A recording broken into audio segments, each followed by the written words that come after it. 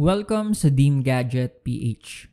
For today's video, i-review natin itong higanteng phone na ito na si iPhone 12 Pro Max. Sasabihin ko nga sa video na ito if worth it pa ba ito para maging primary phone mo this upcoming 2024. And kung tatapusin mo ito hanggang dulo, marami kang malalaman na solid about dito. So bago tayo magpatuloy make sure na i-like mo muna ang video para sa next upload naman natin yung tatlong 12 units naman ang i-review natin ng sabay-sabay. And just so you know, pwede nyo na nga po panoorin ang previous video natin about sa review natin sa iPhone 12 and sa iPhone 12 Pro. Tara, diretso na tayo sa physical build nito. Si iPhone 12 Pro Max ay release November 13, 2020. And as of this moment, almost 3 years old na siya.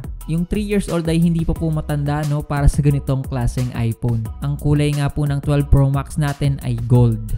I'm not the type of guy na trip ang mga bright colors sa iPhone kasi more on dark shade ako like black. Pero yung gold natin ngayon ay grabe. Para akong may hawak na gold bar sa kamay ko. Grabe, ganun siya katindi sa personal. Ang ganda kasi ng kulay niya. Very classy yung dating, plus may pagka-earth tone na rin siya for me. As in, ang premium nitong iPhone tignan sa kamay ko. Samahan mo pa ng 228 grams na weight. Talagang grabe ba? Grabe ba? Syempre, ang harap nito ay protected ng ceramic shield and yung likod naman nito ay naka-matte texture na rin. Stainless steel naman ang framing nito at yung ganitong shape ng 12 series ay inadapt ni Apple sa mga naunang iPhones niya tulad ni iPhone 4 dahil box type na ito. So yung ganitong klaseng build ay talagang maganda sa grip ng owner. So kung mahuhulog man ito sa maling tao ay kapabayaan mo na yun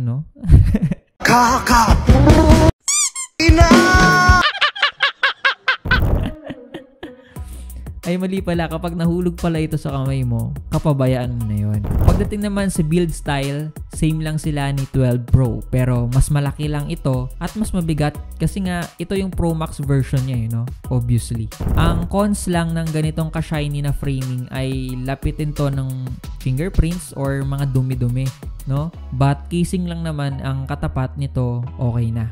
Yung height din pala nito ay hindi masyado fit mostly sa mga typical average na kamay ng mga Pilipino kasi malaki talaga siya. And aminin nyo, may mga kilala kayong iPhone user pero ayaw nila ng mga Pro Max dahil masyadong mabigat at nalalakihan sila. Don't get me wrong maganda itong iPhone na ito. Ang sinasabi ko lang, if alam mo na hindi ka lakihan ng kamay mo, baka lang kasi hindi ka komportable hawak-hawakan ito. Pero again, may mga tao din naman na mas trip nila ang mga malalaking phone. At may mga Pilipino rin naman na malalaki ang kamay So kung nandun kayo sa side na yun, I highly recommend 12 Pro Max. Anyways, if bibili kayo ng iPhone sa amin, may free casing na rin po pala kami. So tapusin mo lang yung video na to para malaman mo sa dulo kung ano-ano pa ba ang mga freebies bukod sa casing kapag bibili kayo sa shop namin. Of course, ang isa sa mga bida sa itsura nito ay ang tatlong naglalakihang camera lenses niya na napaka-solid talaga tignan at pangyayamanin. Yeah, boy. Next sa pag-uusapan natin ang display nito. Dahil nga ito ang max version ng 12 units, ito na nga ang may pinakamalaking screen display sa kanilang tatlo. Meron nga itong 6.7 inches na mas malaki compare sa 12 and 12 Pro.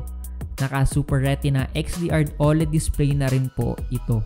So malaki talaga itong screen niya for viewing and gaming experience. Talagang kitang-kita mo lahat. Kita mo lahat ng rason bakit di ka na niya magugustuhan.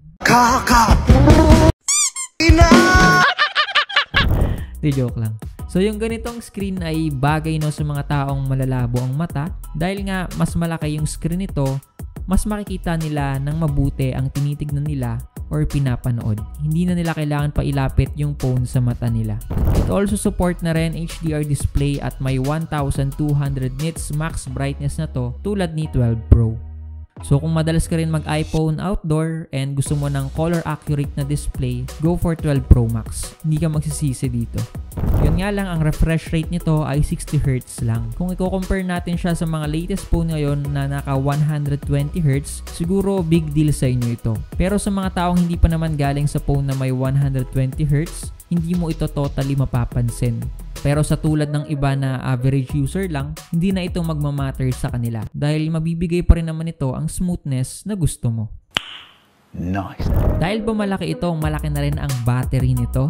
Ang iPhone 12 Pro Max ay naka 3,687 mAh na mas malaki compare sa mga naunang units niya like 12 and 12 Pro. But kung i-compare natin sa 12 Pro Max sa ibang Android phone at mas bagong iPhone units, hindi talaga ito ganun kataas.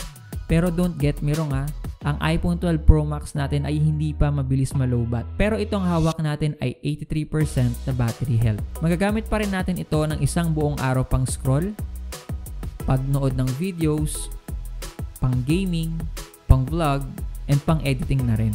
Dahil totoo, maraming streamers at influencer ang ginagawang daily drive ang 12 Pro Max nila. But I suggest, if bibili ka nito, piliin mo yung 85% pataas na battery health. Maganda pa rin ba kaya ang specs nito para sa 2024? Ang 12 Pro Max ay mayroong Apple A14 Bionic chipset with 6GB of RAM. Although may mga mas matataas na chipset sa kanya, hindi pa rin natin mapagkakaila na kaya nitong sumabay sa kung anong bago ngayon. Kahit bagong apps pa yan or high-end games ay kayang-kaya pa rin ito. So sabi ko nga kanina, if ikaw yung all-around user na if lahat na ginagawa mo sa cellphone mo, daily tasks, content creating, gaming, kaya pa rin yan ni 12 Pro Max. Kumbaga sasabihin niya sa'yo, anak, itabi mo, ako na. Anak, itabi mo. Ako na. Kasi totoo, hindi mo talaga mafe-feel na 3 years old na pala yung iPhone mo. Kaya nito yung Mobile Legends, Call of Duty Mobile, Wild Rift at Genshin Impact. Kaya masasabi nating underrated pa rin ang specs nito para sa upcoming na 2024. Kung gusto mo rin naman ng iPhone na nagsusupport ng 5G network, dito ka na sa 12 Pro Max. Dahil dito nga po first inintroduce ang 5G network sa mga 12 series. I highly recommend if you have an enough budget, if meron ka lang naman talaga, go for the 512GB na agad dahil panalo ka na dito. As in, napakadami mong memories ang pwedeng ma-store sa phone na ito at hindi ka mabibitin. At sa latest iOS 17, pasok na pasok pa rin si iPhone 12 Pro Max, so matagal-tagal pa talaga ito para maging outdated sa market. Siguro nga may asawa ka na nun eh. Ano naman kaya ang kayang gawin ng camera nito? Si iPhone 12 Pro Max ay may 3 big camera lenses. The wide, ultra wide, and telephoto lens. Lahat sila ay naka 12 megapixel na rin. Pati ang front or selfie camera nito. Mapapansin din natin sa 12 Pro Max yung telephoto niya ay nag-upgrade na dahil naging 2.5x optical zoom ito. Kaya mag-shoot ang rear at front cam nito ng video up to 4K resolution at 60 FPS. So kung talagang gusto mo lang ito gamitin pang video, pang selfie, pang groovy, pang vlog, or etc., ito yung phone na akala mo may camera ka na talagang ginagamit dahil sa ganda at sharp ng quality na napoproduce nito. Like legit, if yung budget nyo ay pasok lang para makapag-avail ng 12 Pro Max, tapos yung plano mo is gagawin mo ito as your main vlogging camera, sulit na talaga kayo dito. Pero bago tayo magpunta sa usapang budget, ito muna ang mga sample shots na kuha natin sa 12 Pro Max.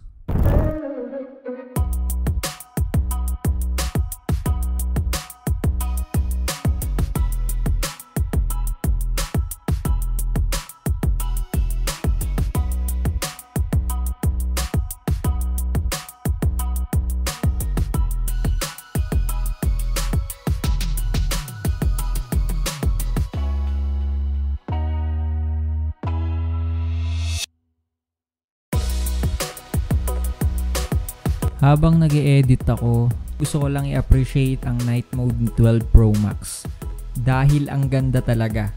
Kung aabutan man kayo ng gabi at gusto nyo mag-take ng picture, no problem talaga dito. Hi guys, ito yung 1080p 60fps ng 12 Pro Max. Ayan, kaya na humusga kung malinaw ba siya.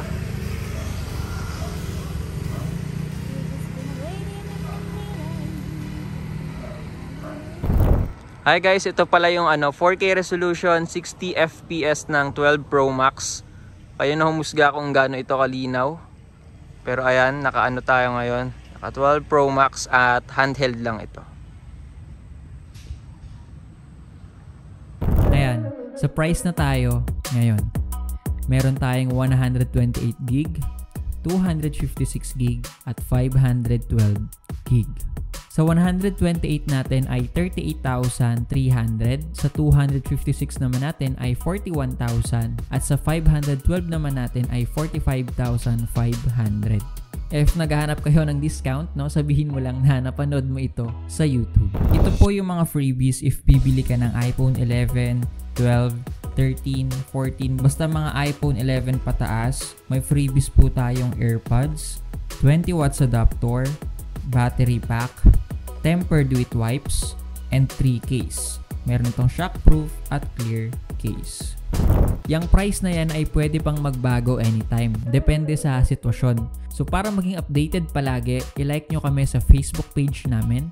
Pa-follow na rin sa Instagram at sa aming TikTok account.